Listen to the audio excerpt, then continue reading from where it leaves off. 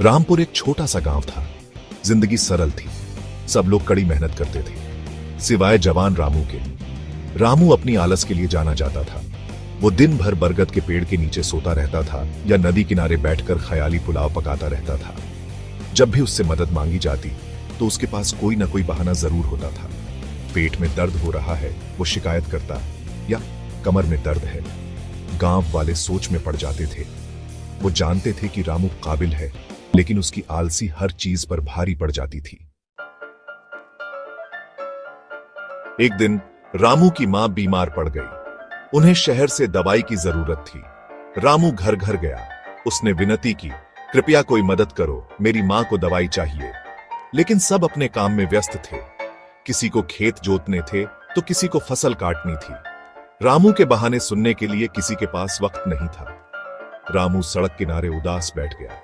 उसने कभी खुद को इतना लाचार महसूस नहीं किया था। उसे अपनी आलस के नतीजे का एहसास हुआ।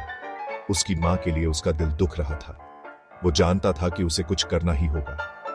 पहली बार उसे अपने अंदर एक हौसला और दृढ़ संकल्प महसूस हुआ। रामू के पड़ोसी बुजुर्ग गिरधारी के पास एक बड़ा सा आम का पेड़ था। उसे ईंधन के लिए काटने की जरूरत थी। रामू गिरधारी के पास गया। उसने कहा, मैं आपका पेड़ काट दूंगा, बस मुझे मेरी मां के लिए दवाई दे दीजिए। गिरधारी हैरान रह गए। उन्होंने रामू को इतना दृढ़ निश्चयी कभी नहीं देखा था। वो मान गए। रामू ने कुल्हाड़ी उठाई। वो बहुत भारी थी। उसके हाथों में छाले पड़ गए, लेकिन वो काम करता रहा। उसने पेड़ काट दिया। फिर उसने गिरधारी के खेत से सारे खरपतवार साफ कर दिए। वो बिना थके लगातार काम करता रहा, अपनी थकान भूलकर।